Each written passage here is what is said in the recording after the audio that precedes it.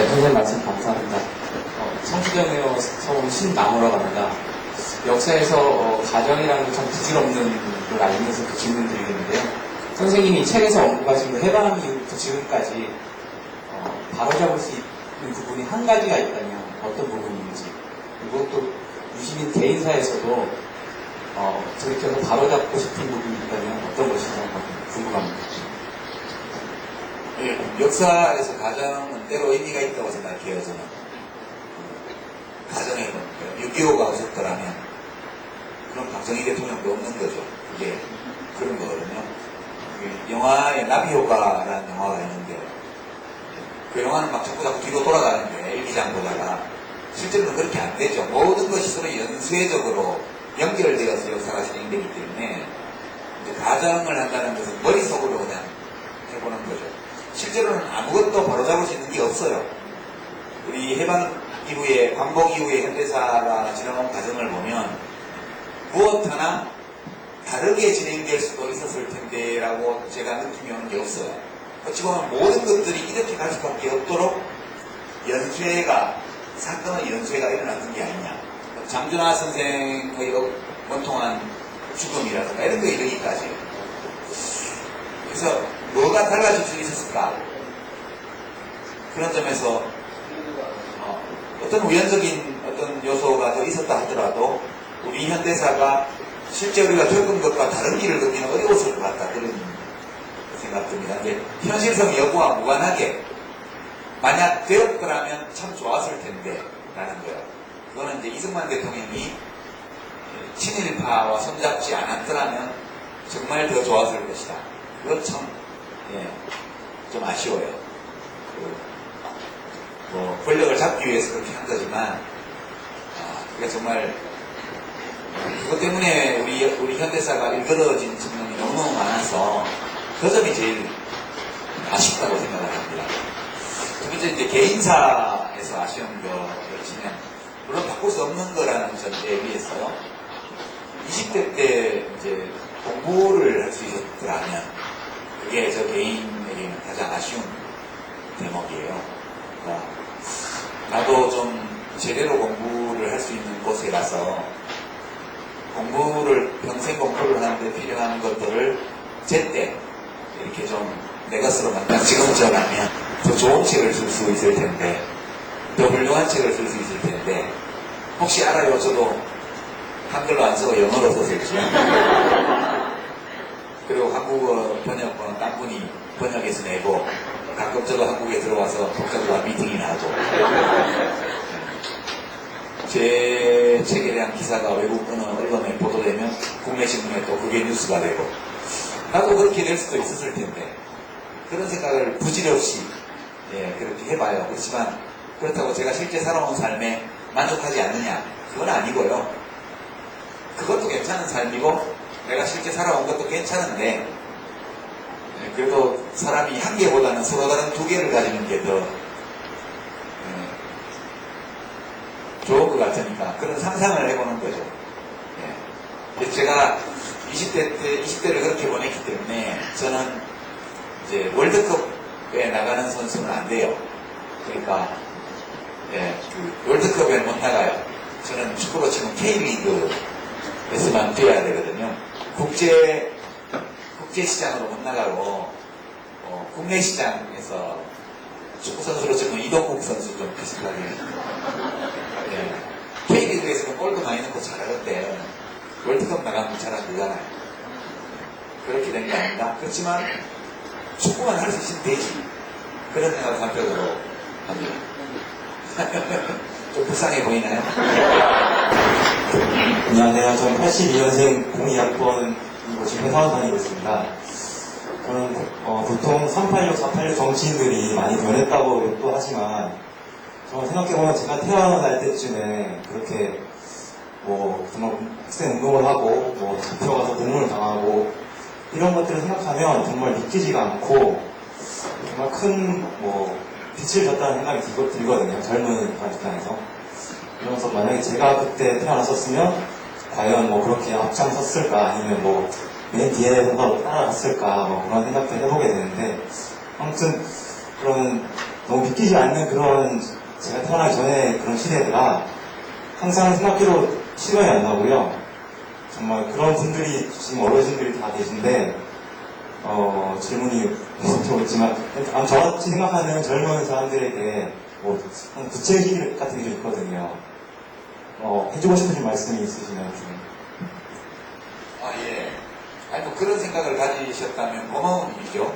그러니까, 이제 1982년생이시면, 이제 저희가 대학 4학년 때예요, 그게. 대학교 졸업하고 나서. 저희가 대학교 졸업하던 해에, 저는 졸업을 못했지만 제 친구들이 졸업을 태어나셨는데, 한 23년 정도 차이가 나죠. 근데 뭐, 우리 세대는 우리 세대에게 역사가 지워준 짐을 지고 그냥 간 거라고 생각해요. 꼭 무슨 뭐 후손들을 위해서만 그렇게 한 것은 아니고 우리 때는 정말 이념적으로는 굉장히 다양한 흐름들이 있었지만 공통적으로는 저 개인도 그러했고 제일 아쉬운 게 자유였죠. 자유. 그냥 말 좀 하고 살자. 무슨 말을 하면 잡아가니까요. 아니 뭐 돌을 던지고 활병 던진 것도 아니고 말만 해도 잡아가니까 그냥 말이라도 좀 하고 살고 싶은 그게 굉장히 컸어요. 이렇게는 못 산다. 말이라도 할 수 있는 세상에 살고 싶다. 이게 이제 컸죠. 그런 소망이 있었기 때문에 이제 사실 싸움을 할 수 있었던 거고요. 그리고 학생들만 그런 마음을 가진 게 아니고 결국 많은 시민들이 똑같은 소망을 가졌기 때문에 6.25항쟁 같은 것들이 일어나서 민주화가 된 거죠. 그런 점에서 보면 우리 세대는 우리들을 자신이 절박하게 가지고 있던 소망을 위해서 싸운 거다. 그렇게 생각하고요.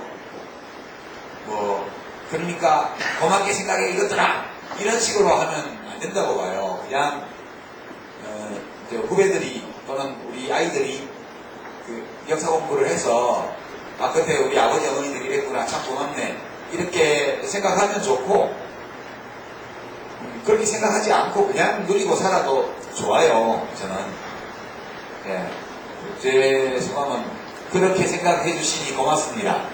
그러나 그렇게 생각해 주시지 않는다고 해도 별로 서운하지는 않아요.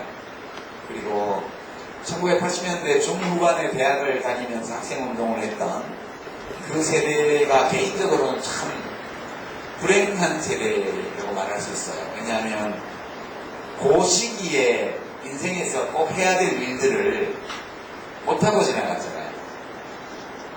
그래서 그게 그 사람들 각자의 삶에 만들어놓은 공백, 그것이 그분들의 삶에 영향을 미치고 있죠. 지금도. 그 점이 굉장히 안타깝고요.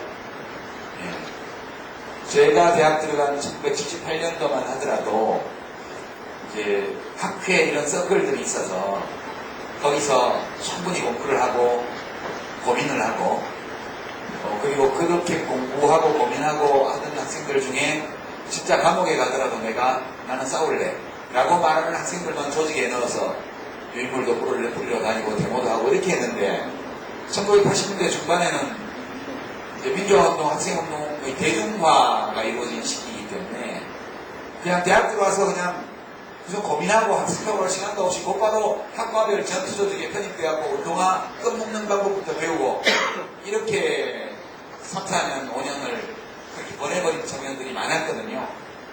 그러니까 우리 70년대 후반 유신 세대보다 더 불행한 게 50대 대학에 다니는 세대예요. 저희보다 한 6, 7년 후배들이요. 되게 안타깝죠. 그리고 그 공백을 메꾸기 위해서는 엄청 노력을 해야 됐고, 그래서 그 공백을 극복한 분들도 있고, 또 다 극복을 못한 분들도 있고, 그런 게 우리 현실이죠. 어쩔 수 없어요. 그냥 비 오면 옷 젖어야지 무슨 방법이 있어요. 그런 것이고 지금 청년들하고는 고민이 많이 다르죠. 지금 청년들은 그때 우리가 봉착했던 것과는 다른 사회적 억압과 위험 이런데 봉착해 있기 때문에 대처하는 방법도 저희 때하고는 다르죠. 그래서 저는 그런 얘기를 참 안 하려고 노력해요. 요즘 젊은이들 점점점 이거예요. 우리도 많이 듣던 얘기고 근데 우리 때도 그랬고 지금도 마찬가지라고 보는데 기성세대가 생각하는 것보다 청년들이 훨씬 더 자기가 처한 상황을 잘 이해하고 있고 그거를 잘 대처할 수 있어요. 그래서 저는 젊은이들을 굉장히 믿는 편이고요. 그리고 때로 좀 이해가 안 가는 게 있어도 그럴만 하니까 그러겠지. 되게 이제 그런 각도에서 봅니다. 감사합니다. 네. 질문 드렸습니다. 아까 좀 전에 선생님께서 말씀하신 80년대 중반 학번인데 그다지 어렵지 않았습니다. 저희도요. 다 이렇게 그때 상각들이 지금 다 바탕이 된 것 같고요. 제가 이제 드리고 싶은 질문은 제가 처음 대학교 들어와서 접한 게 선생님이 이제 함수유소 많이 유명하니까 그거 이제 읽고 이제 제가 논나이 때 제가 아베 같이 왔는데 논나이 때 제가 읽고 그 이제 뭐 몇 년 있다 군대 갔습니다. 군대 가서 휴가 나왔는데 선생님이 창작업 비평에 소설을 쓰셨더라고요. 아까 인터넷 주에 보니까 다리던데 저도 이제 그걸 읽어봤는데 이제 저도 이제 휴가 나와서 읽었기 때문에 그게 이제 군대에 관련된 적재성에서 뭐 그런 느낌이 들었어요. 그래서 보면서 이 유신이 맞나? 왜냐하면 논리정연한 게 아니라 소설적인 감정이 풍부하셨거든요. 그래서 제가 드리고 싶은 질문은 어떻게 생각하시면 거기서 나왔는데 소설 쓰실 계획이 있다고 하시는데 왜냐하면 제 얘기를 드린 이유는 그 소설이라는 게 그 사람의 어떤 그 경험이라든지 체험이 녹아난다고 보지 않습니까? 선생님 같은 경우는 많이 좀 한 20년을 빡시게 사셨잖아요. 그래서 여러 가지 경험도 하시고 시체 말고 뭐 뭘도 하시고 뭘도 하셨기 때문에 그런 것들을 한 편 한 편 녹아서 글을 쓰시면 눈보다 훨씬 더 있으실 것 같아요. 소설을 쓸 계획이 있는 건 아니고요. 이런 느낌, 삶에 대한, 사회에 대한, 또는 어떤 사람들에 대한, 또는 어떤 사건에 대해서 우리가 느끼는 감정들이 있잖아요. 이게 이제 쌍용자동차 그 해고 노동자들 일이라든가, 세월호의 아이들의 죽음이라든가, 노무현 대통령 서거라든가, 이런 사건들을 접할 때, 만날 때, 어떤 사람, 사건, 우리 사회, 이런 것에 대한 어떤 감정이나 느낌이 있어요. 근데 이제 글쓰기라는 것은 어떤 내면을 밖으로 드러내는 작업이거든요. 그게 논리적인 글이든 문학적인 글이든 간에. 근데 제가 이제 소설을 88년도에 하나 낸건 사실인데, 창작과 비평 1988년 여름호에 장비 추천 신인으로 제가 이제 중편 치고는 좀 짧고 단편 치고는 좀 긴 그런 소설을 하나 냈죠. 그때가 한 10개 정도의 이야기를 연작으로 이제 쓰려고 구상을 하고 첫 번째 꼭지를 쓴 게 그거였어요. 이게 잘못한 거죠, 그때 판단을. 한 5꼭지 내지 6꼭지를 써놓고 첫 번째 걸 발표를 했어야 되는데 이게 첫 번째 거 쓰자마자 첫 번째 거 내놓고 그 다음에 이제 첫 번째 거 나가고 이제 두 번째 거 써야지 이러고 있다가 제가 정치로 휘말려드는 바람에 소설을 더 이상 못 썼죠. 그 뒤로 계속해서 이제 논리적 글쓰기만 해왔거든요. 근데 이제 문학적 글쓰기하고 논리적 글쓰기가 좀 달라요. 제가 요즘 이제 재능 기부 강연이라고 해서 저 멀리 서울에서 먼 데로 이제 논술 청소년을 위한 논술 특강을 다니고 있거든요. 제주도 갔다 왔고 이달에 이제 부산을 가고요. 다음 달에 뭐 광주를 가고 이렇게 지금 총이 가서 한 달에 한 번 정도만 이렇게 다니고 있는데 이게 이제 내용이 다 만들어지고 나면 이제 진짜 자원봉사를 하는 그런 프로그램을 좀 해보려고 해요. 서울의 강남에 수 없는 학생들을 위해서. 그때 논리적 글쓰기는 엔지니어링 같은 거예요. 공학이에요. 누구나 할 수 있어요. 제가 강연 다니면서 하는 게 그거거든요. 학생 여러분, 글 쓰려고 탁 펴면 첫 문장이 안 써지죠. 컴퓨터를 탁 펴면 첫 문장이 안 찍어져요. 두려움이 있었어요. 근데 논리적인 글은 누구나 쓸 수 있어요. 그것은 이제 공학 엔지니어링이기 때문에. 근데 문학적 글쓰기는요, 예술이에요. 이건 아무나 못해요. 이거는 좀 타고난 재능이나 혹은 자기가 어떤 재능을 최소한 개발이라고 해야 돼요. 논리적 글쓰기는 그거하고 달라서 그냥 누구나 할 수 있는 거고요. 제가 이 긴 세월 동안 거의 25년이 넘게 지났는데 그 소설 한 편을 낸 뒤로 그 뒤로 문학적 글쓰기를 하나도 안 하고 전부 논리적 글쓰기만 해왔기 때문에 지금 좀 자신이 없는 건 사실이에요. 하지만 가끔씩은 그런 상상을 하죠. 영화 시나리오를 한편, 이 이야기는 영화로 한번 써보면 어떨까? 이거는 소설로 한번 표현해보면 어떨까? 그런 생각을 좀 해요. 계획까지 있는 건 아니고요. 그래서 내가 와서 진짜 소설을 써야 되겠다. 그렇게 이제 결심이 서서 소설을 쓰게 되면 이제 창작가 민평사에서 내야 돼요. 왜냐하면 그때 등단을 시켰는데 그게 소설을 한 편도 발표를 안 했기 때문에 만약 창비에서 편집부에서 허락만 한다면 제가 소설을 쓴다면 꼭 창비에서 내고 싶은 거죠.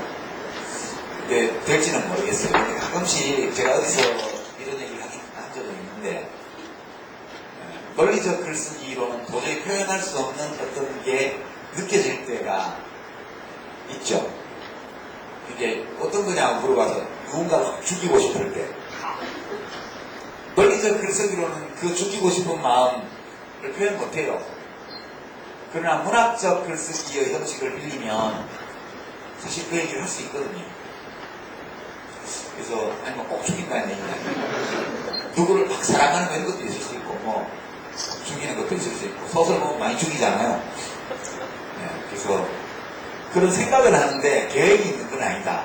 그런 거고 이제 다시 문학적인 글쓰기를 하려면 또 약간의 전환이 있어야 돼요.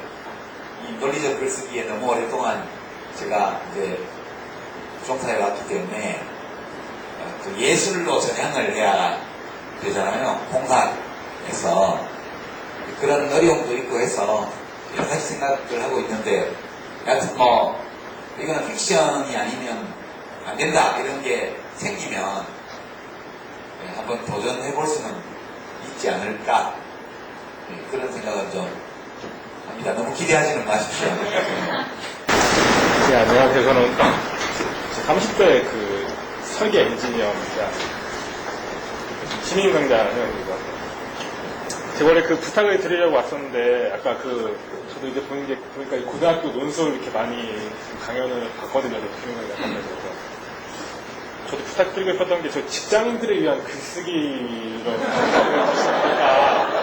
제가 이 부탁을 드리려고 원래 좀 적어갖고 왔거든요. 근데 그게 왜 그러냐고 하면은 제가 이렇게 그 유신 이제 작가님도 상관이었는데 책들을 이렇게 보다 보면은 저야 뭐 워낙 팬이니까 그렇다 치더라도 제가 주변 사람들한테 책을 선물을 하면은 책이 좀 이렇게 쓸쓸 익힌다고 얘기를 하거든요. 그래서 어떻게 보면 저도 이렇게 저희 보고서를 쓴다든지 뭔가를 할 때 글을 좀 약간 이렇게 슬슬 넘어가는 그런 글쓰기를 하고 싶은데 막상 그런 거는 좀 없어서 좀 그렇게 부탁을 드리고 싶었고요.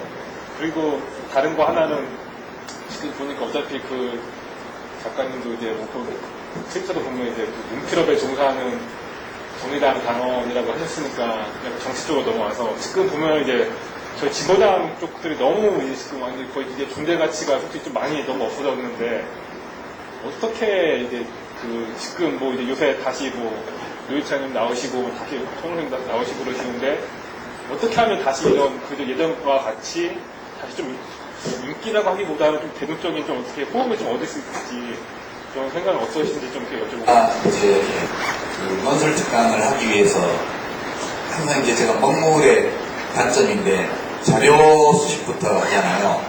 그래서 제가 또 글쓰기에 관한 책들을 한 50권을 지금 갖다 놓고 이렇게 보고 있습니다. 그 중에 한국의 이공계는 글쓰기가 두렵다 그런 책이 있더라고요.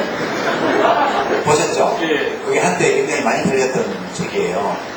근데 그 쓰신 분이 참 잘 쓰셨는데 그분이 원자력 전공하신 분이시더라고요.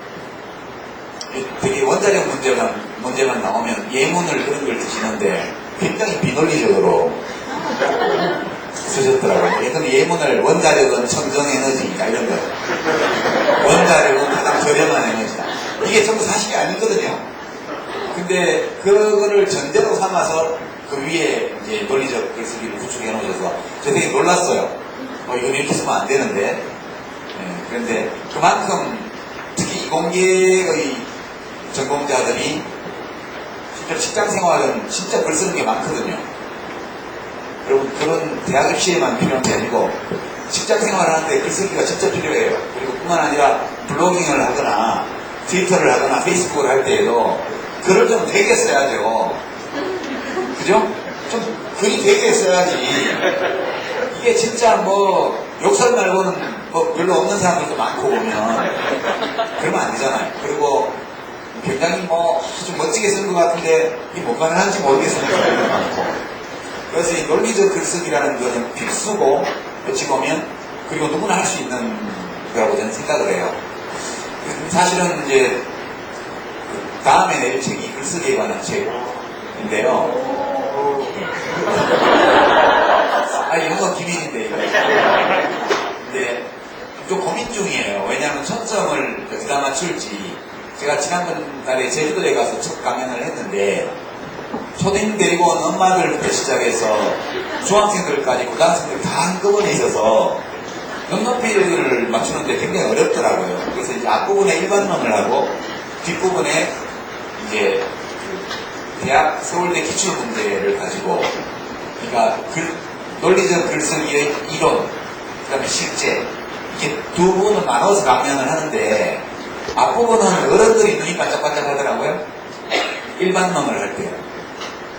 근데 학생들은 약간 지루해했고 뒷부분 가서 2부에 가서 기출문제 딱 내놓고 이제 시작하니까 그때는 학생들이 눈이 반짝반짝하고 어른들은 좀 아픔하고 화장실 가고 그러시더라고요.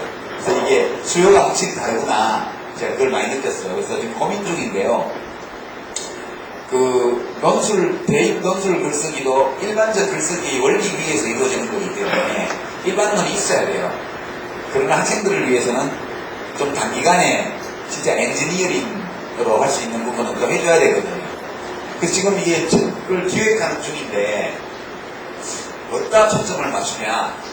그래서 일반적으로 생활인의 글쓰기, 직장, 학교 뭐 등등에서 대학, 직장 또는 뭐 동호회 등등에서 일반적 글쓰기에 관한 걸 하느냐 아니면 학생들의 초점을 맞추냐. 이게 아직 결론은 안 났는데 최근에 이제 그 책을 내기로 한 출판사의 담당자가 낸 제안은 2권으로 내자. 1권은 학생용, 2권은 일반인용, 직장인용. 그렇게 내면 어떠냐고 그래서 한번 그렇게 해봅시다. 지금 그렇게 해놓은 상황이에요. 그래서 저도 이제 글쓰기에 관한 책은 아직 내본 적이 없어서 조금 이 학생들을 상대로 한 논리적 글쓰기, 논술 강연을 좀 해보고요. 그거 똑같거든요. 사실은 원리상으로는 직장인의 글쓰기, 보고서 쓰는 거 이런 거나 대입 논술 시험을 답을 쓰는 거랑 똑같아요.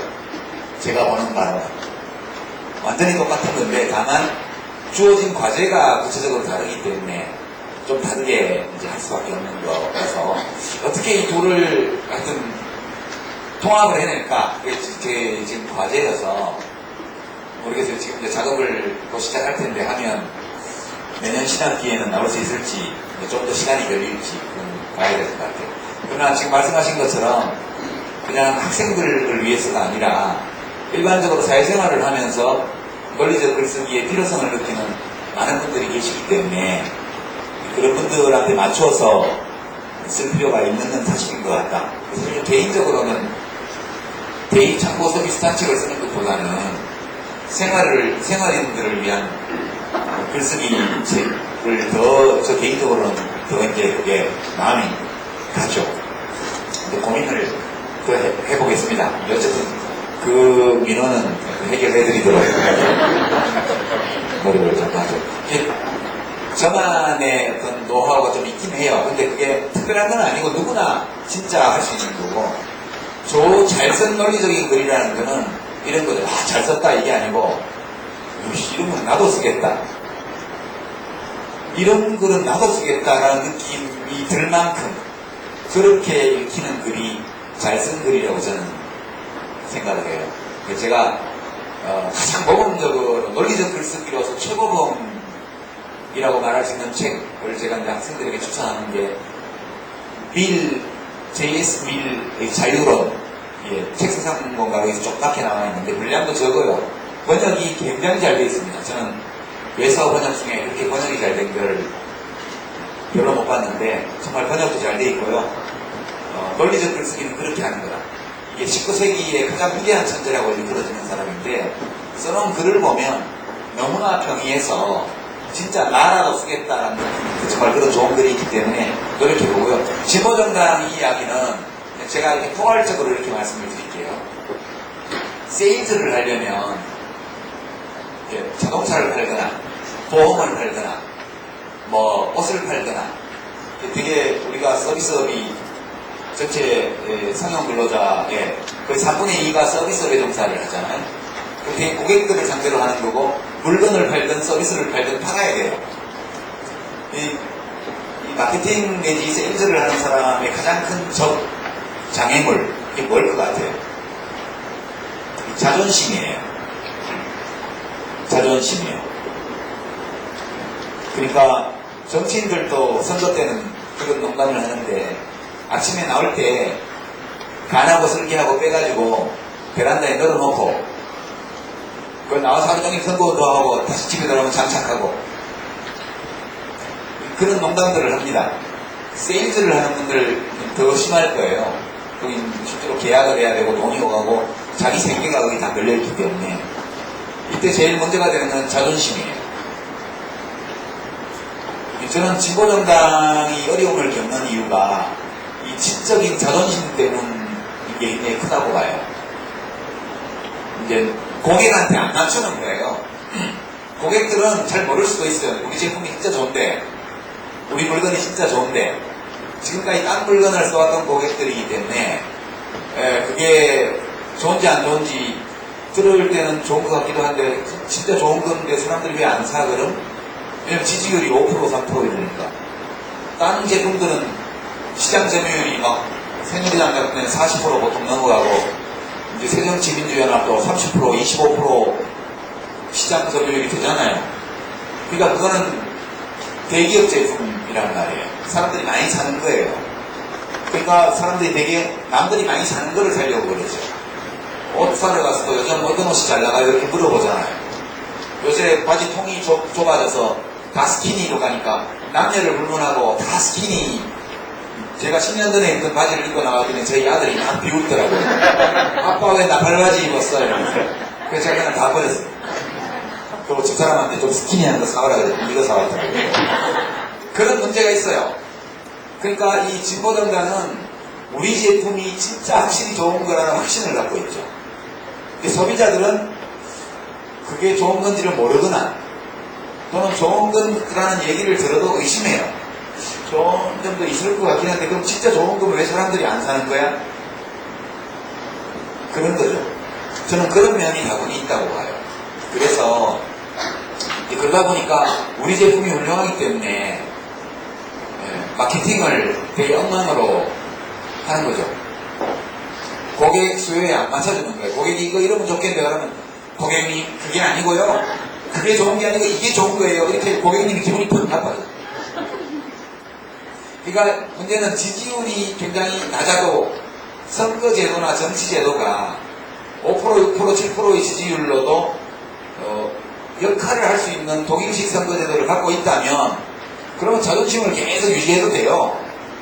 더 이상 우리는 안 크고 싶어. 그냥 6%, 7%로 의석한 30개 가지고 그냥 갈래. 그것도 방법이에요. 근데 우리는 선거제도가 그렇지를 않아서 일정한 만큼 고객들한테 못 팔면 생산 라인을 유지를 할 수가 없어요. 2% 못 받으면 해산이죠. 3% 못 받으면 비례대표도 못 받죠. 교섭단체 안 되면 국회에서 의사결정 정할 때 해산도 못해요.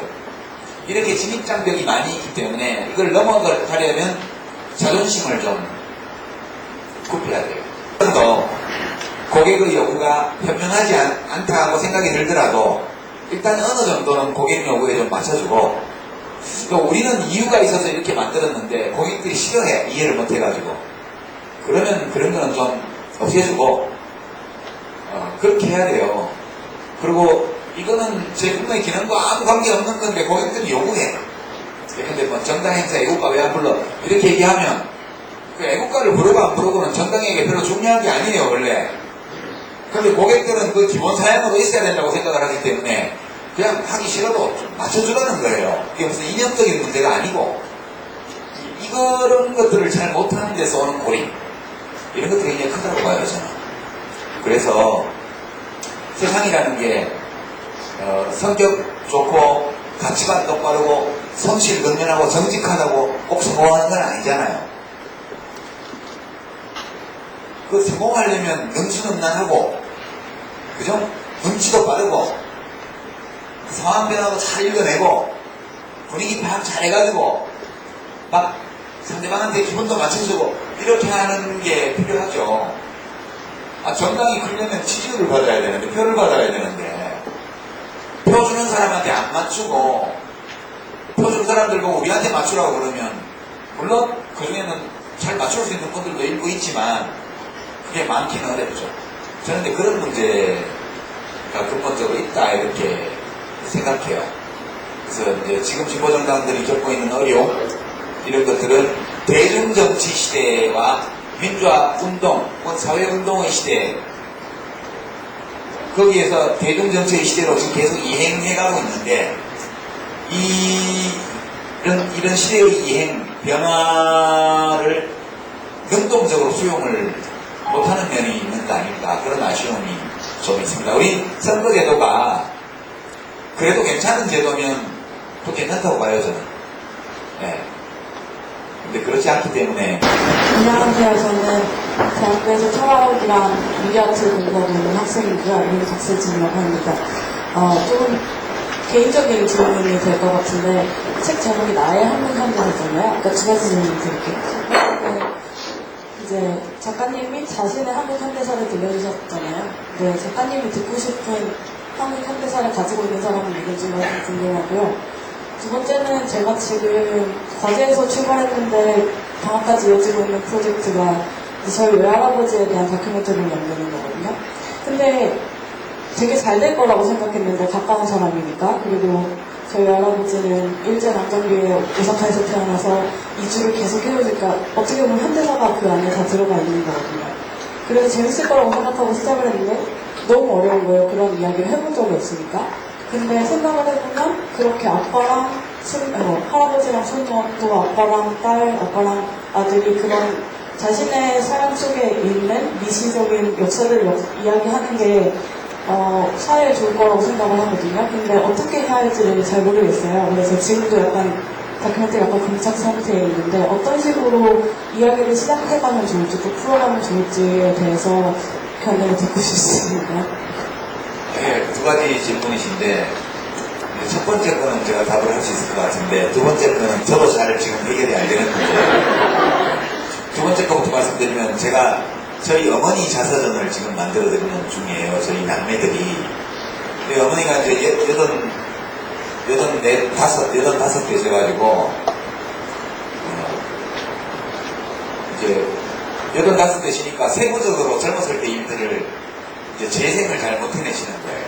구수를 받는 게 제일 좋은데, 뭐 옛날에 뭐 빨치산들이 와서 결혼 무렵에 예단 이렇게 장만해놓은 거를 산 사람들이 와서 뺏어가려고 그래가지고 우리 어머니가 처녀 때 산 사람들한테 맞서가 총 들고 있는데, 이거는 못 가져간다 뒷굴어가지고 지킨 얘기 뭐 이런 게 있어요. 근데 그게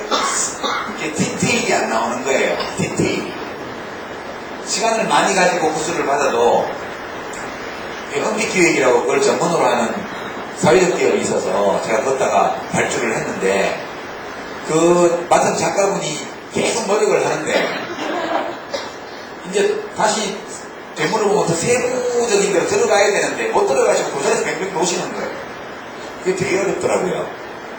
그래서 지금 가족 대책 회의를 열어가지고 제 이제 6남매 중에 막내가 그 일을 맡아가지고 어머니를 밀착 마크를 해서 이제 보충을 하기로 지금 그렇게 된 거라 저도 해본 게 별로 없더라고요. 그게 그렇게만 말씀드리고 첫 번째 질문은 많은 분들이 이 작업을 좀 하셨으면 좋겠다는 생각이 들어요. 그러니까 작년인가 재작년에 노동운동 하시는 분이 낸 현대사 책이 있는데 그 제목이 아빠의 현대사라는 책이에요. 아빠의 현대사예요.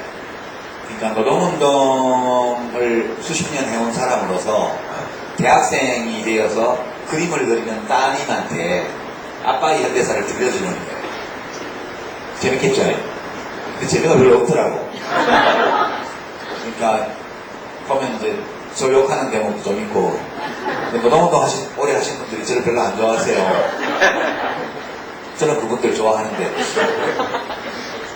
근데 이제 이것이 왜 재미가 없게 느껴질까? 또는 이제 한겨레신문이나 경향신문에 그 옛날 일들 연재하는 것들 있잖아요. 성유보 선생님이 언론자유투쟁 역사를 한다든가 또는 그 전에 돌아가신 이소선 어머니가 이제 당신께서 아드님 그렇게 스스로 몸에 불 질러서 돌아가신 후에 겪었던 여러 일들에 대해서 근데 뭐 그때 청와대 앞에 가서 삼거리에서 울고 계신데 유영수에서 내려와가지고 뭐 한 얘기 뭐 이런 거 나오잖아요. 근데 그 아빠의 현대사를 읽으면서 제가 아쉽게 느낀 게 다 개별적 경험을 중심으로 이야기를 하는데 자기 관점에서 현대사의 중요한 사건들을 끄집어내고 그러니까 노동운동하는 분들은 제가 쓴 현대사보다는 훨씬 더 노사관계라든가 노동시장 정책이라든가 혹은 노동조합의 역사라든가 이런 데 천착해서 쓸 거예요. 이런 작업이 필요해요. 필요한데 다만 한 가지가 이제 많은 독자들이 그 책을 읽도록 하는 게 좋아요. 그냥 기록을 남기는 의미로서가 아니라 사람들이 알아야 된다 이것을. 그리고 우리 현대사는 이런 각도에서도 우리 현대사를 해석할 수 있다라는 주장을 하는 거기 때문에 되도록 많은 사람들이 일정 부분 공감하면서 읽을 수 있도록 책을 써야 되겠죠. 근데 이제 제가 그런 책들을 볼 때 느끼는 아쉬움은 개별적이고 구체적인 경험을 중심으로 쓰는 것은 좋은데 그 개별적이고 구체적인 경험의 사례들을 선택할 때 그것이 보편적인 의미로 독자들에게 다가갈 수 있는 것들을 중심으로 사실을 선택하고 그리고 그 사실이 가지는 의미를 해석해 줄 때 우리 사회의 기본적인 흐름이라든가 역사의 변화라든가 이런 거 연결해서 일반화할 수 있는 어떤 의미 이런 것들을 함께 부여하면서 작업을 해주면 독자들이 훨씬 자기하고는 전혀 무관하고 나는 경험한 적이 없는 세계를 이야기하긴 하지만 감정이입이 될 수가 있거든요. 그런 점들이 들을 좀 고려해서 쓴다면 정말 우리 사회가 아주 단순한 농업중심국가였던 50년 전에서 지금은 직업의 숫자가 그때보다 수십 배 많은 아주 다양한 복잡한 구조를 가진 사회로 발전해왔기 때문에 나올 수 있는 얘기가 대단히 많다고 봐요, 저는. 그래서 이 나의 현대사, 한국 현대사 같은 컨셉으로 자기가 주로 활동해온 분야나 자기의 경험을 토대로 놓고 우리 현대사를 해석해보는 그런 작업들이 그 방면에서 좀 이루어졌으면 뭐 문학에 종사하시는 분들 제 책에는 찔끔찔끔 다 건드려놨죠. 뭐 금지국의 역사, 뭐 금서의 역사, 무슨 뭐 기생충 광별의 역사, 뭐 가족계획 이게 다 나오잖아요. 좀씩. 그러니까 깊이 있게는 못 들어가죠. 그러나 저는 그 가족계획협회라든가 또는 기생충 광별협회 그 활동을 통해서 우리 현대사를 볼 수 있다고 봐요. 기생충과 인간의 관계를 서민 교수님 같은 분이 글 쓰시면 재밌게 쓰실 것 같은데 서민 교수님도 기생충 광별협회를 잘 모르시더라고요. 사석에서 얘기를 해보니까. 그런 작업들이 좀 풍성하게 이루어질수록 우리 현대사에 대한 시민들의 이해, 공감 이런 폭도 넓어지고 깊어질 거다. 그래서 많은 분들이 전문 역사학자가 아니니까 좀 자유롭게 쓸 수 있잖아요.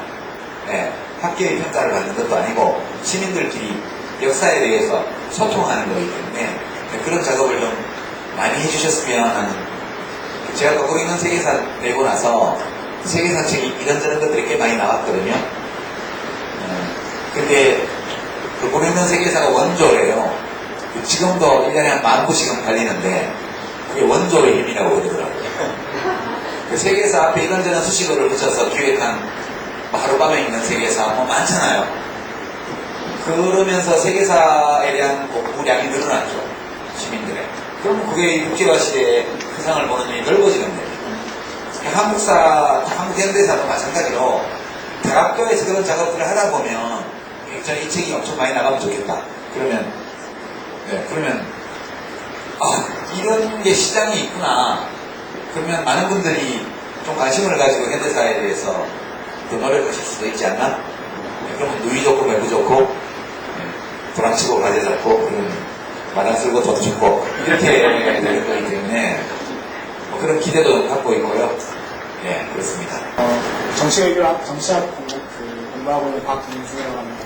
제가 지난주에 스웨덴의 말메달의 정치박람회를 좀 다녀왔었습니다. 근데 거기서 느낀 게 뭐냐면 많은 정치인들을 만났을 때 정치인들이 이야기했던 게 뭐냐면 사실 우리가 스웨덴을 알고 있는 것은 복지국가로만 알고 있기 때문에 이제 2010년부터 사실 한국 사회의 복지 담론이 되게 커져왔기 때문에 스웨덴 생각할 때 그냥 단지 복지국가로만 생각을 하는데 실제적으로 정치인들을 만났을 때 가장 많이 했던 이야기가 국민들을 신뢰한다는 거예요. 그리고 그래서 그것이 전혀 이해가 되지 않아서 일반 시민들과 인터뷰를 해서 만났을 때 물어봤을 때도 동일하게 정치와 그 다음에 국가를 신뢰한다는 이야기를 하더라고요. 그래서 사회적 자본이 신뢰가 사회 속에 있기 때문에 복지국가가 되는구나라는 생각도 되게 많이 했었는데, 그래서 그럼 다시 우리 한국 정치로 가지고 와서 생각을 해본다면 우리가 복지국가를 이야기할 때 결과적으로 정치인들이 일단 모멘텀을 만들어줘야 된다는 생각도 많이 하는 이유가 있거든요. 그래서 두 가지 드리고 싶은 질문. 첫 번째로 현실 정치를 하셨기 때문에 현실 정치인들에게 필요한 사회적 신뢰를 위한 현실 정치인들이 대인할 수 있는 구체적인 방안들과, 두 번째로는 그럼에도 불구하고 현재 대의 정치를 할 수밖에 없기 때문에 가장 중요한 기제가 정당일 텐데, 정당이 사회의 신뢰를 회복할 수 있도록 그리고 만들어갈 수 있도록 할 수 있는 정당이 해야 될 가장 중요한 역할들이 무엇인지 두 가지를 여쭈고 싶습니다. 정치학 하시는 분으로서 굉장히 관심을 많이 가지신 주제인 것 같은데, 제가 사실 해드릴 수 있는 말이 별로 없을 것 같아요. 그러니까 지금 정치 불신, 정당에 대한 불신, 이것이 어디서 온 것인가 이렇게 묻는다면 양쪽 모두의 원인이 있죠. 이게 악순환 같은 건데요. 정당들을 굉장히 비판하면서도 또 그 정당들을 지지하는, 그리고 이제 정치인들의 경우에 신뢰를 받으려면 자기가 선출 공직자로서 지켜야 될 도덕적 책무 또는 최소한의 인간적 상식, 이런 것들을 지켜나가는 게 출발이라고 봐요. 근데 지금 우리 정치인은 이미 정당이 이익집단으로 되어버렸어요. 그냥 직업 정치를 하는 사람들끼리의 이익을 도모하는 이익집단처럼 되어버렸고, 이제 시민들은 그것에 대해서 일정한 비판의식을 갖고 있으면서도 또한 그 정당들에게 의존하는 그런 악순환의 구조가 이미 정착이 됐다고 저는 판단해요. 이걸 어디서 깰 수 있나? 어디서부터 누가 깰 수 있지? 이게 참 한계일 것 같은데, 그런 느낌? 그게 제가 지금 가지고 있는 어떤 생각이고요.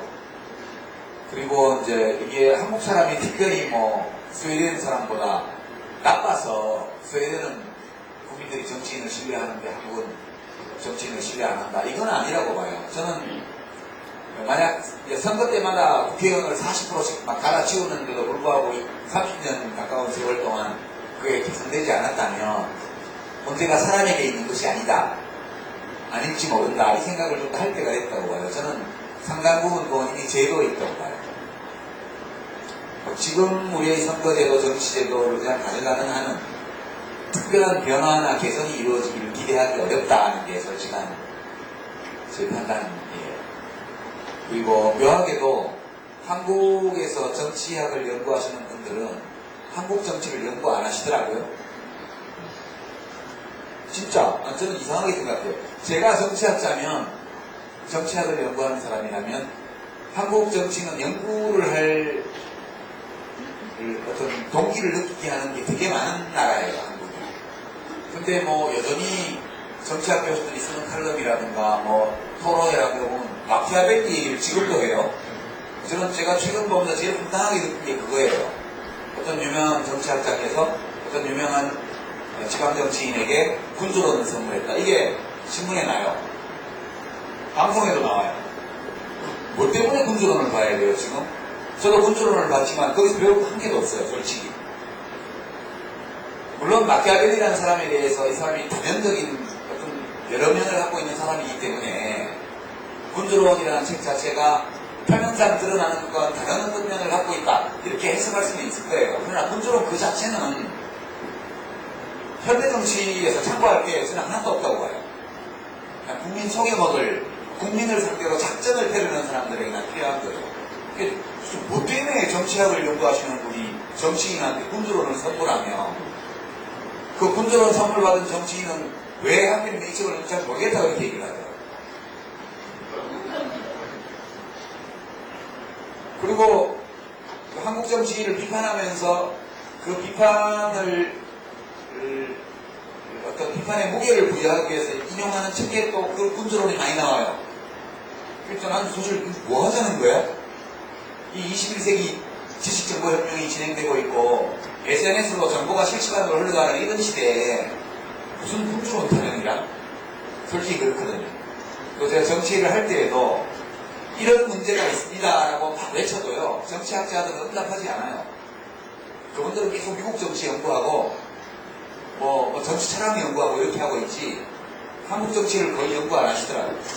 최근에 와서 실제 한국의 정부 운영이 어떻게 되었느냐, 또는 그 국가 리더, 국가 지도자 또는 뭐 이제 국무위원급 이상의 리더들의 이 대출 과정이 어떠한가, 정당이나 정부의 의사결정이 실제로 어떤 식으로 이루어졌는가라는 연구를 하는 프로젝트들은 특히 최근에 와서 시작된 것 같아요. 제가 보기에. 그런 것들은 굉장히 바람직한 변화라고 저는 생각하고요. 저는 연구는 안 해봤지만 제가 체험적으로 느낀 걸로는 별로 희망이 없다. 이게 개선될 수 있는 지금 선거제도, 지금 정치제도 아래에서는 사람을 백날 바꿔봤자 우리 요즘 안철수 공동대표님 참 착한 철수 씨가 정치에 그 당에 들어가셔가지고 고생을 엄청 하시고 요즘 막 너무 답답하니까 예수님, 부처님이 와서 공처해도 뭐 비판 안 받을 필요 없다 이런 얘기 하시잖아요. 그분이 정치를 하기 전에는 얼마나 좋은 얘기를 많이 했어요. 그리고 이제 꼭 국민들 지지율이 막 떨어지는 걸 보면 정치를 안 할 때는 지지율이 높다가 정치를 하면 점차 떨어져요. 이게 꼭 연예인 보는 거하고 비슷해요. 총각일 때는 인기 되게 좋다가 폼절남 되면 인기 떨어져요. 그런 거 노무현 대통령도 현직에 있을 때는 엄청 명자하시다가 퇴임하고 시골 가시하고 밀접 놀아서 nom대로 다니고 이러니까 갑자기 인기가 올라가요. 이게 이중적인 의식인데 그러면 안 되는 거죠. 원래는 정치를 하고 있을 때 비판을 하든 지지를 하든 애정을 쏟고 관심을 쏟아야 돼요. 그리고 지금 정치는 국민들이 만든 거거든요. 솔직히 정치인들이 만든 거 반, 국민이 만든 거 반이라고 저는 생각해요. 근데 양쪽 어디를 봐도 개선될 가능성이 거의 보이지 않는다. 유일하게 변화될 가능성이 있다면 진보정당들, 그중에 마음에 안 드는다고 했지만 진보정당이라는 말도 좀 낡았는데 이제 또 제3의 세력, 또 진보적인 제3의 세력이 좀 다른 문화, 더 훌륭한 문화를 가지고 국민들 쪽으로 더 가까이 다가서서 뭔가 기존의 정당들로 하여금 변화하지 않으면 다 죽는다. 이런 위기의식을 가지게 만들지 않는 한은 지금 제도 아래에서는 변화의 요소가 별로 없다. 그렇게 저는 생각을 해요. 그게 언제 될지 잘 모르겠는데 그거 하는데 도움 된다고 하라 그래서 팟캐스트도 일주일에 한 번씩 하고 있고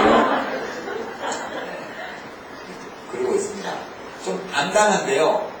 모르죠. 또 우리가 모르는 변화가 아직 제가 눈치 못 챈 변화가 그래서 진행 중일 수도 있는 거라고 봐요. 그래서 저는 뭐 제가 평당원인 정당이 자존심을 조금 굽혀서 국민들한테 좀 더 가깝게 다가가서 네, 그렇게 해서라도 좀 세일즈를 잘 좀 했으면 네, 그런 생각을 좀 하고 있습니다. 좀 안당하죠? 네, 근데 그게 현실이에요. 안녕하세요. 저는 대학생 딸하고 신청하고 오게 됐어요.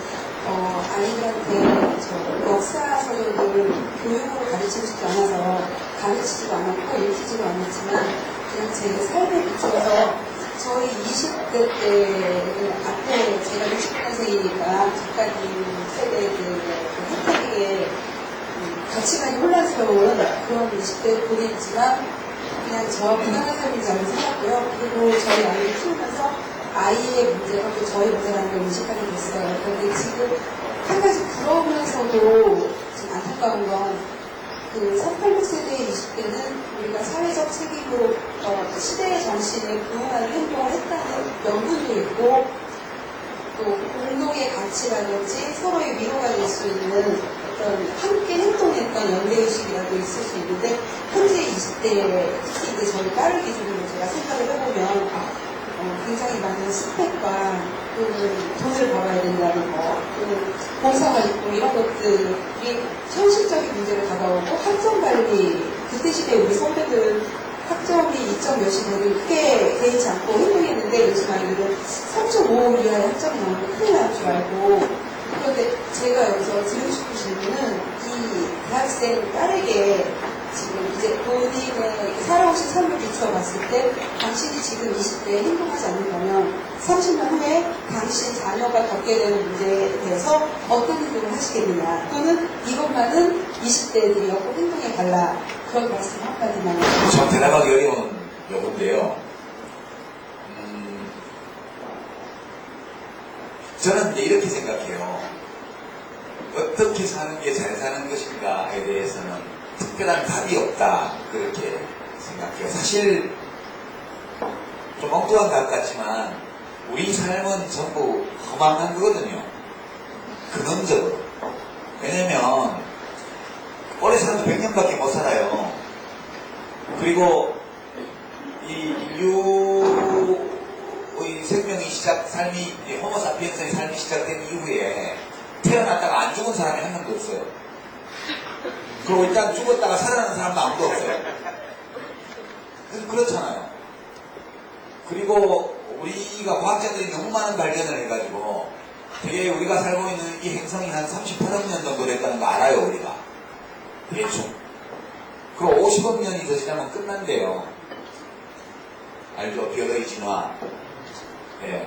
태양 내부의 수소가 다 융합이 돼서 헬륨으로 변하고 나면 태국 수소가 없어가지고 이렇게 뭉치다가 온도가 높아지면 바깥에서 폭발이 나가지고 태양이 부풀어서 예, 수성부터 삼키고 금성 삼키고 그 다음 단계로 지구로 삼킨대요.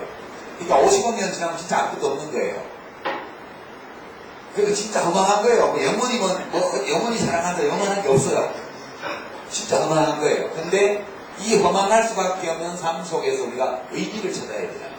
태어났으니까 허망하다고 해서 그냥 죽을 수도 없고 그리고 어차피 허망한 거니까 아무렇게나 살자 이것도 답이 아니고 허망할 수밖에 없는 거니까 이 안에서 이 삶을 이 짧은 삶을 의미로 채워야 된다. 저는 그렇게 생각하면서 사는 게 좋다고 봐요. 따님의 삶이 진행 중이죠. 20대가 됐겠죠. 사실 50년 남거나 70년 남거나 80년 남거나 별 차이 없어요. 다 비슷한 거예요. 어차피. 단지 차이는 20년, 25년이 남았으면 한 7,000일 정도 한 7, 8천일 더 시간이 있는 거예요. 그냥 잠자고 깨어나는 게 7, 8천 번 더 있는 거예요. 양적인 차이는 아무 의미가 없지만 그 양적인 차이를 무엇으로 채우느냐에 따라서 의미는 좀 달라진다고 저는 생각을 해요. 그래서 뭔가 지금 20대의 시기에 무엇을 하는 것은 가치가 있고 무엇을 하는 것은 가치가 없다. 그건 저는 아니라고 생각해요. 무엇을 하든 그 사람이 왜 어떤 생각으로 어떤 의미를 부여하면서 그 일을 그렇게 사느냐, 이게 제일 훨씬 중요한 일이라고 저는 생각을 합니다. 밖에서 누구도 규정해 줄 수가 없다고 봐요. 스펙을 쌓는 것도 그것이 의미 없는 일은 아니라고 저는 생각해요. 치열한 경쟁을 하는 거 고통스럽긴 하지만 그것 또한 그것이 의미 없는 일은 아니라고 저는 생각을 합니다. 제가 이제 우리 딸한테 맨날 그렇게 얘기를 하는데 우리 딸은 아빠 말을 안 듣더라고요. 그렇지만 계속 얘기합니다. 너가 하고 싶은 일을 해. 너가 하고 싶은 일을 해. 내일, 모레 또는 먼 미래를 생각하지 말고 오늘, 지금을 생각하라. 지금 이 일을 하는 순간 내가 기쁜가, 행복한가, 그걸 따져보라고. 한번 지나간 시간은 영원히 돌아올 수 없는 거예요. 오늘 점심을 굶고 넘어가면 영원히 못 찾아오는 거예요. 그거하고 똑같아요. 한 끼 굶고 넘어가면 그 굶은 한 끼는 영원히 되찾을 수가 없어요. 그런 것처럼 흘러가버린 시간은 다시 한번 돌이키지 못해요. 어떤 1시간, 10분, 5분의 시간을 의미로 채우지 못하고 흘려보냈다면 영원히 없어진 시간이에요. 그래서 제가 20대들에게 늘 얘기하는 거는 강연 다니면서 그런 질문이 나오면 지금 이 시간 당신의 삶을 의미로 채워라. 내가 하고 있는 어떤 일에 의미를 부여해라. 만일 아무리 생각해도 의미가 없다면 다른 의미 있는 일을 찾아봐라. 그리고 무엇이 의미 있는 일이고 무엇이 아닌지는 누구도 규정할 수 없기 때문에 자기가 가상적으로 생각할 수 있는 많은 일들 중에서 이게 그래도 그나마 나라고 생각한다면 그 답이에요. 그렇게 생각하고요. 그래도 일반화시켜서 이야기할 수 있는 거 이런 것들은 의미 있는 일이라는 것은 되게 자기에게 기쁨을 주는 일이에요. 지금 기쁨을 주는 일이라면 그렇지 않은 일에 비해서 앞으로도 기쁨을 줄 가능성이 많아요. 그러니까 내가 아주 오랜 세월 동안 내 삶을 살아가면서 최대한 오랜 세월 동안 나에게 매 시간 기쁨을 줄 수 있는, 기쁨과 보람과 의미를 줄 수 있는 일을 지금 찾는 게 중요하다. 그 점을 제가 이제 대단히 강조하는 거고요. 그 일을 찾기 위해서 지금 하기 싫은 어떤 준비 과정을 해야 된다? 그 의미가 있는 거잖아요. 스펙, 학점 이런 것들 그 자체가 의미가 있는 것이 아니고 만약 그렇게 하는 모든 것들이 내가 긴 시간 동안 의미와 기쁨으로 채울 수 있는 일들을 잘 해나가는데 꼭 필요한 것들이라면 그 자체는 기쁘지 않아도 즐겁지 않아도 의미가 있을 수 있다고 보는 거예요. 그러면 그 아이들은 그걸 하는 게 좋다고 저는 생각을 해요. 제가 딸한테요, 너희가 의미가 있고 의미가 있을 뿐만 아니라 너가 그런 즐거움을 느끼는 일을 해봐. 아빠 생각에 너가 공부를 할 때 너가 제일 즐거워하는 것 같아. 이렇게.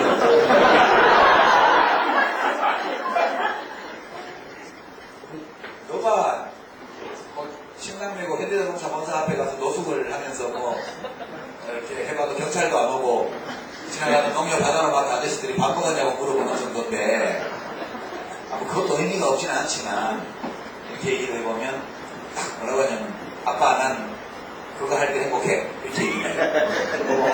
저 눈꼬리 알았다고 이렇게 넘어가는데요. 답이 없는 거예요 저희가.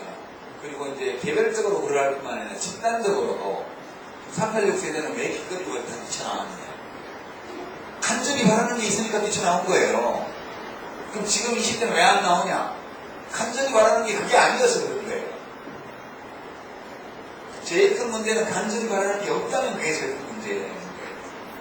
근데 만약 때를 지어서 깨동무를 하고 길거리로 나오는 게 간절히 원하는 것과 관계가 없다면 그 아이들은, 그 청년들은 다른 자기가 간절히 원하는 걸 하게 하면 저는 된다고 봐요. 그리고 민주주의 잘하고 이런 거 어른들이 알아서 할게. 이렇게 말할 수 있으면 좋잖아요. 저는 그렇게 생각하고요. 20대 때 그 모든 짐을 그 어린 학생 시절에 시대와 국가의 모든 책임과 의무를 우리가 짊어진 것처럼 생각하면서 그렇게 짓눌렸던 우리들의 과거를 돌아보면 지금 청년들이 그렇게 되면 정말 싫어요. 발랄하게 스펙도 쌓고 연애도 하고 놀러도 다니고 그래서 촛불 집회도 나오고 마음이 되게 아프면 기부도 하고 봉사도 하고 이렇게 각자의 삶을 엮어나가다가 이건 아니야. 이거는 정말 못 참겠어. 이건 꼭 해야 돼. 이런 게 있을 때 이런 거 나오면 돼요. 네, 지금 안 나오는 것은 그 방식으로는 대처가 안 된다고 생각하는 문제로 청년들이 고민을 하고 있기 때문이라고 저는 보고요. 별로 잘못됐다고 생각 안 해요. 그냥 각자 자기 삶을 사는 거다. 네, 그렇게 생각하고 그래 힘들지? 네가 원하는 일을 찾았어? 좋은 것 같아? 의미가 있어? 네? 그러면 도와줄게. 그렇게 하고 아닌 것 같아요. 찾아봐. 그렇게 얘기해주는 것이 기성세대가 해줘야 될 일이 아닐까 저는 그렇게 생각합니다. 저는 30대 중반에 회사원입니다. 책을 통해서도 밝히셨고 여러 매체들을 통해서도 밝히신 내용이지만 팬으로서 꼭 직접 여쭤보고 싶은 게 있습니다. 우문일지를 보시면요, 지금 삶에 만족하시는지. 예, 만족합니다. 교회 다니시는 분들 표현을 빌리면 달란트라는 말을 쓰잖아요. 신약에 보면 각자의 달란트가 있는 거다 그렇게 표현을 하는데 저는 사실 여러 차례 말씀드렸지만 해야 한다는 판단 때문에 꽤 오랜 세월 동안 어떤 일을 하셨거든요. 근데 해야 한다만으로 인생을 채우는 건 좀 억울하다 그런 게 있어서 이제 하고 싶다를 중심으로 한번 살아보자 그렇게 해서 지금 이렇게 살고 있어서 개인적으로 행복하고요. 다만 이렇게 행복해도 되나? 그런 거. 왜냐하면 안 그런 사람들이 많이 보이기 때문에 괜찮은 건가? 이런 게 있는데 한편으로는 나도 좀 힘들어. 그런 생각도 한편으로 하고 좀 저도 복잡해요. 예. 저 훨씬 더 젊었을 때 35년 전에 19, 20살 때는 나도 힘들어 이게 없었잖아요.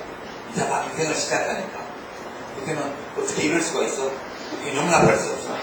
그러니까 별로 힘도 없는 게 막 대들고 이랬는데 지금은 저도 힘이 많이 빠졌고 그리고 또 이런저런 삶을 또 살았잖아요. 그러다 보니까 나도 세상에 왔는데 좀 행복하게 살 권리가 있지 않아? 이런 생각 한편. 또 다른 한편은 근데 사람들이 힘든 게 끝난 게 아니잖아 라는 생각도 한편. 그래서 그 둘을 어떻게든 절충을 해야 되는데 해야 한다를 중심으로 하고 싶다를 조금씩 붙이는 그런 삶은 좀 나도 이제 견디기가 힘들어. 그러니까 하고 싶어를 중심으로 하고 해야 하는 데를 좀 보조로 붙이는 이렇게 약간 비겁하게 좀 살아도 안 될까? 그런 게 저희 고민이에요. 대체적으로 글 쓰는 사람으로 살아간다는 것은 저에게는 되게 좋은 행복한 삶이라는 생각이 듭니다. 죄송해요. 일단은 행복한 것 같아요. 저는 87학번이거든요. 87학번인데 굉장히 치열하게 살았다고 생각하는데 어느 시기에 좌절을 했지 않습니까? 좌절하고 난 뒤에는 한 10몇 년 동안 정치 쪽으로는 관심도 없고 또 먹고 사는 데 바빠서 열심히 살았거든요. 근데 지금 어느 순간 어느 정도 이제 먹고 살만해지고 세계를 외국에 보내놓고 있는데 먹고 살만해지니까 제 자신에 대한 약간 실망감 그런 것들. 그래서 제가 오늘 여기 온 이유는 선생님 작품에 그냥 저희들 40대 후반, 50대 초반을 위한 변명, 그 사람들을 위한 변명이었다. 그런 책을 앞으로 써주셨으면 하는 정말 열심히, 아까 말씀한 부분에서 아까 정말 열심히 거리로 뛰쳐나가서 열심히 했는데 어느 누구도 저희 세대는 교육 어떻게 인정을 못 받은 세대잖아요. 그냥 사라져버린 세대고 80년대 이전 세대나 뭐 지금 세대하고 다르게 그 저는 87년도 그 이후 세대 그때 87 항쟁하고 모든 분야 때 어느 시점에서 무너져 버리더라고요. 뭐 이렇게 쫙 나가다가 어떤 뭐 요즘 국무총리가 한 분 나오셔서 정원식이라는 분이 무너졌다고 생각합니다. 그때 그 이후 지금 제 또래 세대들이 뭐 이렇게 말씀드린 것처럼 어느 정도 경제적 기반은 다 이루어진 상태거든요. 그런데 문제는 뭐냐면 아까 말씀하셨듯이 지금의 20대들이 거리를 뛰쳐나가지 않는 이유가 촛불 집회 많이 나가지 않는 이유가 좀 그렇다고 생각해요. 자기들 부모, 저희들 자식들 정도 세대인데 무너져갖고 또 저희 어머님도 그랬거든요. 네가 20대 그런 일을 했기 때문에 지금 뭐 어렵게 살지는 않지만 꿈이라는 거죠. 돈만 벌린다. 아까 말씀하셨듯이 자존심을 버리고 돈만 벌고 살았는데 지금 와서 남은 거는 그게 없는 거예요. 이 개인용분이 없는 거예요. 살아가. 그러니까 저희들이 할 수 있는 거는 정치에 무관심. 그러면 뭐 소위 말하는 골프나 치러 다니고 그냥 뭐 술집에 다니고 그렇게 살아가는 거예요. 그러니까 그런 세대들이 저와 같은 세대들이 굉장히 많답니다. 그러니까 저희들이 어떤 돌파구를 만들 수 있는 뭐 예를 들어서 책이라든지 이 책에 대해서 저희 친구들 굉장히 관심을 가지는데 문제는 이제 혼자 조용히 방에 앉아서 보거나 감춰놓고 본다는 게 그게 문제예요. 그런 부분에 대해서 구별할 수 있는 이렇게 대변할 수 있는 그런 책을 한번 써주셨으면 하는 그런 공감하세요? 이 말씀에 공감하는 손 한번 들어보세요. 별로 없죠. 지금 이제 87학번이시라고 87년에 대학을 들어가셨는데 1학년 들어가자마자 6월 행정이 났잖아요. 저희 다 3년 예. 아니 3년은 아니고 이제 87년도 그랬고 88년, 89년 가면서 뭐 전두환 노태우 체포투쟁 체포도 만들고 뭐 그다음에 이제 남북 통일해서 이제 뭐 무슨 뭐 야단스럽게 했잖아요. 예, 정교도 또 그때 뜨고 그리고 이제 뭐 정원식 총리 밀가루 투척 사건으로 시작해서 나중에 이제 강경대 소위 92년도는 이제 강경대 세대라고 해서 그게 80년대 학생운동의 뒤끝이에요.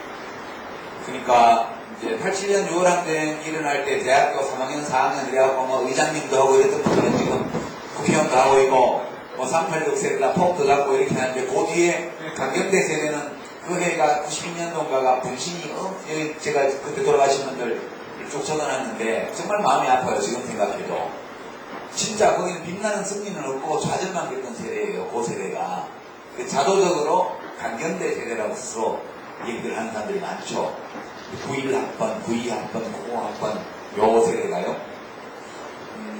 근데 그랬겠다는 생각이 들어요. 근데 그 집단적으로 해결 안 되거든요. 뭐 남이 해결해 주지도 못해요.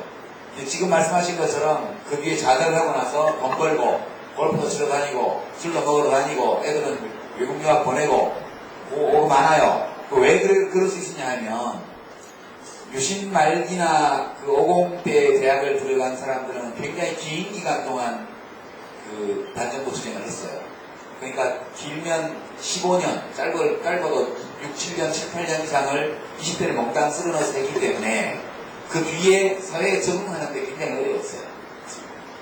근데 이제 80년대 후반에 대학을 들어온 사람들은 6월 항쟁으로 바로 민주화가 시작이 되었고 그 뒤에 이제 강경대 전국 세대까지 한 4, 5년 정도 끌고 대중투쟁의 시대가 끝이 났기 때문에 20대 때 그렇게 거리에 나간 시기가 상대적으로 짧았어요. 그러니까 학교로 복귀할 수도 있었고 대학원을 갈 수도 있었고 해외 유학도 가고 사법시험도 보고 무슨 자격증도 따고 이렇게 해서 창업도 하고 취직도 하고 이렇게 많이 해서 사회에는 빨리 자리를 잡았어요. 그러니까 고생을 덜 하신 거예요. 근데 좀 허전하죠. 근데 그거는 자기 삶의 문제예요. 누가 대신 책을 써서 위로를 해준다고 풀릴 문제가 아니에요. 지금 우리 선생님이 그 질문하신 분이 그 허전함을 느끼는 것은 내면에 다 표현하지 못하고 충족하지 못하는 어떤 욕구가 있어서 그런 거예요. 소망이 있었어요. 그걸 잘 들여다보셔야 돼요. 뭐 지금 다시 발 건들고 흔들어 나가라는 게 아니고 무엇인가 내 삶의 의미를 충분히 느끼지 못하게 만드는 어떤 공백, 결핍이 있는 거거든요. 그걸 잘 찾아보셔야 돼요. 이 결핍이 무엇인가? 이 결핍이 어디에서 오는 것인가? 찾으셔가지고 그것이 만약 어떤 지적인 욕구를 계속 충족해야만 행복을 느끼는 스타일인데 그걸 못했다면 공부를 하셔야 되고요. 또 어떤 주변에 대한 관심을 가지면서 내가 누군가에게 기쁨을 주는 사람이 되어야 되는데 내가 그걸 못하고 혼자 살고 있다. 이런 데서 오는 거라면 봉사의식을 찾아야 돼요. 그리고 나한테 어떤 야심 뭐 이런 게 있는데 야심 돈은 좀 모았고 생활은 안 되는데 어디 가서 인정을 못 받아. 이러면 정치로 갈 수도 있는 거예요. 하여튼 그 사람마다 다른 거예요. 그래서 뭔가 내 삶이 무엇인가 이룬 것도 같지만 생각해보면 하루하루의 삶이 어떤 빛나는 의미를 갖고 있지 못한 것 같다. 인생이 너무 허무하게 느껴지고 내가 뭐 이렇게 살고 있다는 생각이 들고 사람들이 왜 우리를 인정 안 해주자는 원망이 생길 때 이럴 때는 어떤 충족되지 않은 뭐가 있는 거예요. 그게 뭔지 모르겠어요. 저는 뭐 지금 제가 뭐 심리상담 전문가가 아니니까 스스로 발견하셔야 돼요. 이 공허함이 어디서 오는 것인가 찾으셔가지고 그 충족되지 않은 욕구를 채울 수 있는 어떤 활동을 찾으셔야 돼요. 일반적으로 거론할 수 있는 건 대단히 많죠. 범위도 넓고 그런 것들 중에서 나에게 딱 맞는 거 그런 거를 찾으셔야 돼요. 제가 아는 어떤 분은요 대학 다닐 때 의과대학 다니다가 키가 조그만 여자분인데 공장에 가서 미싱을 탔어요. 근데 공부 잘하고 이런 사람들은 착취당하는데 소질이 별로 없는 경우가 많아요. 또 공장에 가서 미싱 받는다는 것은 그냥 사장님한테 착취당하는 거예요. 가서 농조합을 만들려고 그러는데 농조합을 못 만들고 그리고 몇 년을 고생을 하다가 안 되겠다 해서 다시 독학을 해서 의사가 됐어요. 지금 산업보건 전문의예요. 그 의사 선생님은 웬만하면 다 직무 관련성을 인정해줘요. 산재예요. 그 산재를 하는 거예요. 공장 다니면서 미싱을 밟을 때는 아무한테도 도움이 안 됐는데 지금 산업보건 전문의가 되고 나서는 공장에서 일하다가 병들고 다친 사람들이 오면 도움을 줄 수가 있어요. 그분의 삶이 그것으로 의미를 채우는 거예요, 지금. 자기가 공장에서 노동조합 만드는 건 못했지만 원래 그 공장에 가서 미싱을 밟은 이유가 같은 시대에 나서 여러 가지 불운과 어떤 부당한 차별, 제도 이런 문제들 때문에 인간으로서의 권익을 못 찾고 고통받는 사람들의 곁에 서주고 싶어서 간 거 아니에요. 그 욕구가 여전히 남아있기 때문에 의사 선생님만 하는 걸로는 자기 삶의 의미가 충분치 않은 거예요. 그러니까 방법은 다르지만 방법은 공장에서 미싱을 밟는 것과는 다르지만 다시 학교로 돌아와서 의사가 되어서 그 전문가로서 어려움에 처한 그런 동시대의 이웃들을 격려하고 지원하고 보듬어하는 일을 하는 거 그 삶이 그 일로 채워지는 거예요. 그 일을 하면서 연구도 하고 공부도 하고 이렇게. 저는 그것이 꼭 유일하게 옳은 어떤 인생의 일은 아니지만 각자는 자기가 처해 있는 상황 속에서 자기가 가진 걸로 사는 거예요. 내한테 없는 걸로 살려면 남을 질투하게 되고요. 세상을 원망하게 돼요. 부모님도 원망하게 돼요. 내가 가진 것으로 살 때 자기가 발전하고 내면이 채워지는 거기 때문에 저한테 답을 구하지 마시고요. 네, 답을 구하지 마시고 스스로 답을 찾으십시오. 그리고 애들이 몇 살인지 모르겠는데 나가면 또 머리 노란 애들 만나고 또 연애에 빠져가지고 또 영만 돌아올지도 몰라요. 그럼 서운하잖아요. 뭐 그런 거에 포함해서 그렇게 자기 삶을 아주 능동적으로 꾸려나가는 그런 것들이 답이죠. 구체적인 답은 아니지만 남한테 의지하지 마시고요. 스스로 찾으세요. 한국만 마지막으로 좀. 안녕하세요. 저는 27살 박민이라고 합니다. 아유, 부산에 27살. 잘 들었는데요. 아무도 대북 정책에 관해서 말씀 안 하시는 것입니다. 김대중 노무현 대통령께서는 1생 동안 전국 이런 오해와 핍박을 받으시면서 좀 유기로 공동성명 14 공동성명을 읽으셨습니다. 그때 국민들도 깨어있는 의식으로 평화를 기반한 통일에 대해 생각해볼 시기가 아니었나 저는 생각합니다. 근데 반면 이명박근혜 정부는 비핵화 선천, 한반도 신뢰 프로세스 등 북한의 기본적인 입장조차 이해 못한 정책을 시행했고, 이는 남북 대화 단절로 이루어졌습니다. 이후 한반도 군사 충돌이 일어났고, 정부는 국민들에게 북한에 대한 공포를 주입시켰습니다. 작가님의 말씀을 인용하면 국민들은 남인촌 상태로 돌아가고 있습니다. 그만큼 대한민국 보수는 세고 국민들은 북한의 트라우마가 강합니다. 진보 신년의 대북 정책은 무력화됐고 각종 미색에서는 여전히 남북 대화를 주장하십니다. 이런 정세에서 과연 상식과 원칙을 기반으로 한 남북 대화, 경제 협력, 평화 조성 후 합의 통일을 이루는 방식을 이룰 수 있을까요?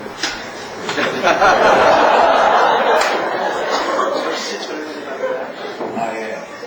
그것도 참 미래에 관한 문제라 명확하게 답을 드리기가 어려운데요. 근데 이제 질문을 들으면서 제가 드는 질문이 되게 이제 김대중 노무현 대통령 계셨던 10년 동안은 좀 정상적인 대한민국이었고, 그 전이나 그 뒤에는 굉장히 비정상적인 대한민국이 된 것 같은 그런 느낌, 이런 것들을 깔고 이렇게 말씀을 하셨는데, 저는 거꾸로 가고 가요.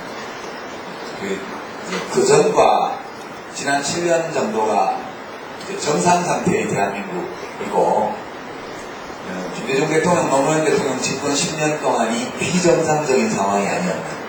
국민들이 그때 뭐가 까닥해가지고 뽑아준 거예요. 그렇게 보는 게 되게 마음이 편해요. 지금 생각해보면 1997년 12월 대통령 선거 때 IMF 국가보도 사태를 집권 세력이 일으켜가지고 나라가 완전 엉망이 됐잖아요. 그런데도 이인재 씨가 출마해서 500만 표를 갖고 가지 않았더라면 김대중 후보가 이해창 후보한테 엄청 졌을 거예요. 저는 그렇게 생각해요. 2002년도에도 정몽준 씨가 처음부터 이해창 씨하고 이렇게 했으면, 단일화했으면 선거를 못 이겼어요. 나중에 처리하기는 했지만 여하튼 이쪽으로 와서 노무현 후보하고 이 경선을 해가지고 이쪽을 계속 드라마의 중심으로 만들었기 때문에 철회를 나중에 했지만 58만 표 차이로 이긴 거 아니에요. 그러니까 그 두 번의 선거가 이길 수가 없는 선거였는데 기적적으로 이긴 선거였고, 나머지 선거는 당연히 지는 선거라. 이렇게 생각하는 게 마음이 편해요. 왜냐하면 그걸 거꾸로 생각하면 너무 울분이 터져가지고 이 건강에 해롭거든요. 제가 이걸 이 시대를 견디는 저희 마음의 자세는 이게 정상 상태고, 우리가 과거에 정상이라고 여겼던 때는 비정상 상태였어. 어떻게 하면 다시 대한민국을 비정상 상태로 바꿀 수 있을까? 이렇게 고민하는 쪽이 부담이 덜하다는 거죠. 그리고 이제 북한에 대한 거는 이 집단적 대립과 학살의 기억은 이미 오래가요. 그러니까 모든 국민국가가 출현할 때까지, 그러니까 옛날 사바나 시대, 구석기 시대 뭐 이럴 때, 그때 150명이 넘지 않는 규모로 작은 시족 공동체로 살았던 인간이 국민국가를 이루기까지 그 역사는 집단 전복과 전쟁, 집단적 학살의 역사예요. 그리고 왜 국민국가가 만들어졌냐 하면 인간이 남각할 줄 아는 동물이기 때문에 국민국가가 만들어진 거예요. 그 민족국가, 국민국가 발생 초기에 대량 학살을 계속 기억한다면, 그러면 국민국가가 만들어질 수가 없어요. 우리 역사만 보더라도 삼국시대 신라의 통일과정이라는 거는 정말 엄청난 학살의 역사. 그게 지금 몇 년이 지났죠? 통일신라 500년, 고려 500년, 조선 500년, 1500년이 됐잖아요. 그런데도 지금 백제하고 신라, 고구려 사이에 문화적 갈등이 있잖아요. 지금 북한은 고구려고, 경상도는 신라고, 전라도는 백제 아니에요. 근자에 와서 정치적으로 조작되고 왜곡된 측면도 있지만 그 흐름이 있는 거거든요. 백제의 한. 이게 아주 생생한 현실은 아니지만 우리 문화유전자의 참 밑바닥에 가면 그게 남아있는 거예요. 6.25 전쟁은 이제 끝난 지가 60년 밖에 안 됐잖아요. 1500년 전에 인도 아직 기억하는데 불과 60년 전에 있었던 500만 명이 죽고 나셨던 그 사건을 어떻게 벌써 잊어버리겠어요? 저는 이게 이제 북한에 대한 혐오감, 공포감, 적대감 이런 것도 그럴만한 일이라고 생각해요. 다만 우리가 사회의 내적 통합을 이루어 나가고 장차는 그럼 최소한 압록강, 두만강을 경계로 한 이 한반도 지역에서 국가의 재통일, 민족의 통합, 재통합 이거를 해내려면 언젠가는 이 기억이 잊혀져야 돼요. 이 기억이 살아있는 한은 통합이 안 돼요. 이게 우리나라와 독일의 차이예요. 독일은 이 내전이 없었기 때문에 쉽게 통합이 됐는데 이게 잘 안 돼요. 그래서 이제 남북 통일량은 굉장히 오래 걸릴 과정일 수밖에 없다. 사실상 지금 남북 분단 상황은 남북조 시대다. 우리 민족사를 서술한다면 삼국시대 이후에 처음으로 그 통일신라 이후에 처음으로 처음은 아니구나 후삼국시대에 잠깐 내전이 있었습니다. 그때를 빼고 나면 처음으로 정말 60년 이상 지속되고 있는 남북조 시대가 지금 열려 있는 거예요. 이게 앞으로 몇백 년을 더 갈지 아무도 모르는 거예요 지금. 그래서 통일되면 대박이다, 북한 체제 붕괴한다.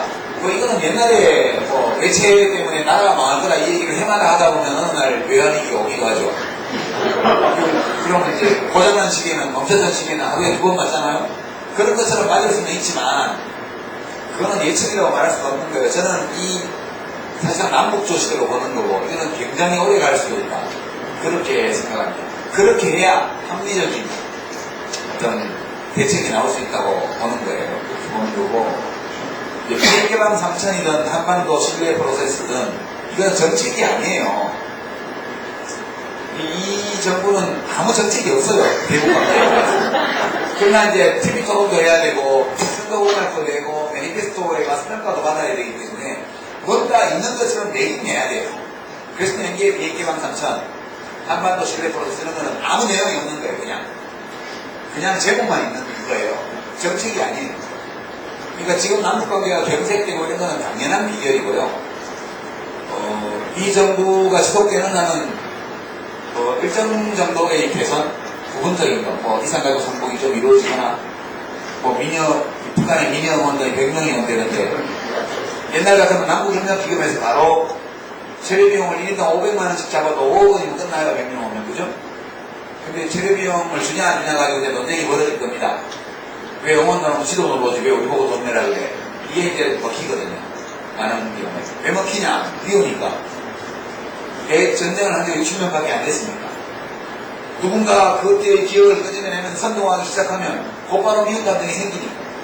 단순히 옛날뿐만 아니라 요새도 축하하면 미사일 실험하고 불가도로 만들겠다 한다면 그러고 우리가 싫어하는 대통령이지만 그래도 우리 대통령 욕하고 기분 안 좋아요 우리도.